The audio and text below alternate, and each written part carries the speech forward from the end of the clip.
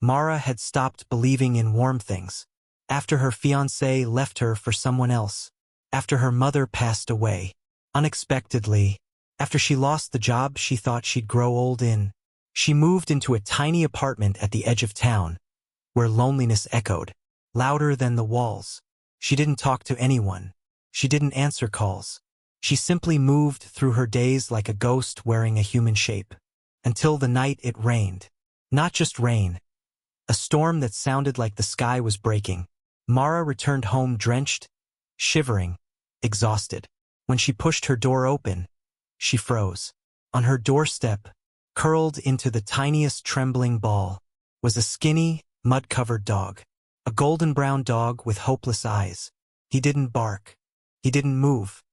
He simply looked up at her, as if waiting for the world to decide whether he deserved to exist. Mara whispered, "Oh no," and knelt beside him. The dog flinched. His ribs showed through his wet fur. His paws were bleeding, and his tail was tucked so tightly it seemed glued to his stomach. "Who left you like this?" she asked. He just lowered his head. She should have walked inside.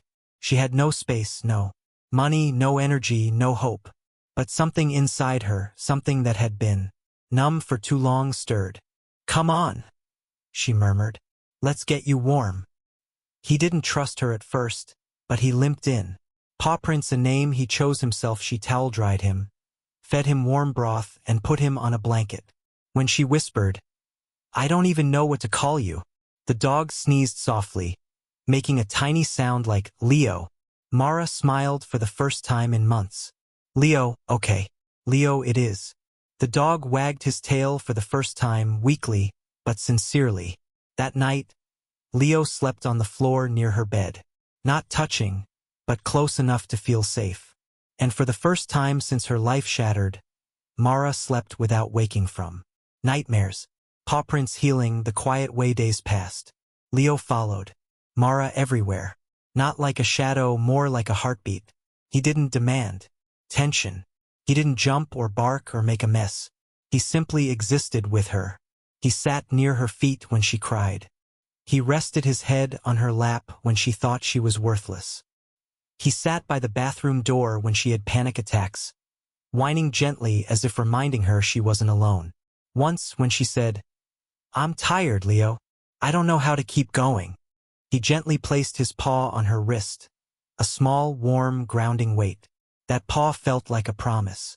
Promise that he wouldn't let her sink. Paw prints the day Leo finally broke his silence. Leo never barked. Not once. Not even when startled. But one evening, as Mara walked him near the lake, he suddenly stopped.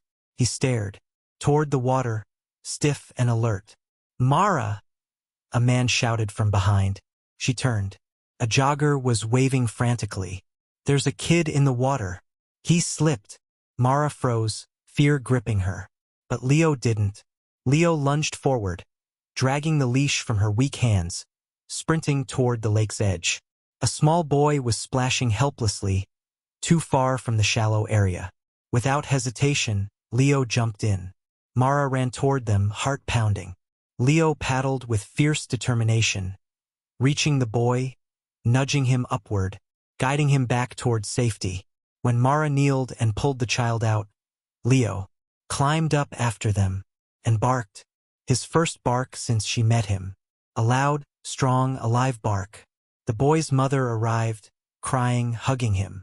People started gathering, praising the brave dog. But Leo just looked at Mara and wagged his tail. Paw prints, a truth she never expected. A few weeks later, a vet scanned Leo for a microchip. There was one. Mara held her breath. A name, a number, a history. Leo belonged to a man who moved overseas and left Leo behind when he got sick, unable to pay for treatments or take him along. A neighbor was supposed to find a home for Leo, but instead, they abandoned him on the streets. Mara felt tears rise. "Leo," she whispered. "I'm so sorry," the vet gently said. "He's fully yours now. The previous owner signed him off months ago. He has no one else except you." Leo pressed his head against her chest. and Mara felt it, the ache inside her lifting, piece by piece. Paw prints learning to live again. Mara didn't magically fix her life overnight. But Leo was there for every small victory.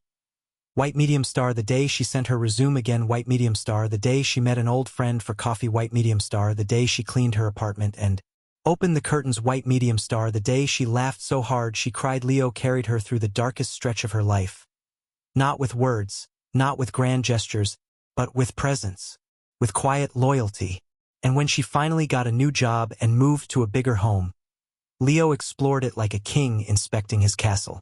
Mara watched him roll on the carpet, happy and safe. She whispered, "You saved me, Leo. You saved me long before you saved that boy." Leo lifted his head, tail wagging, eyes soft. And in that moment, Mara knew he didn't just walk into her home during that storm. He walked into the broken places of her heart and filled them with something warm again. Love, hope, life.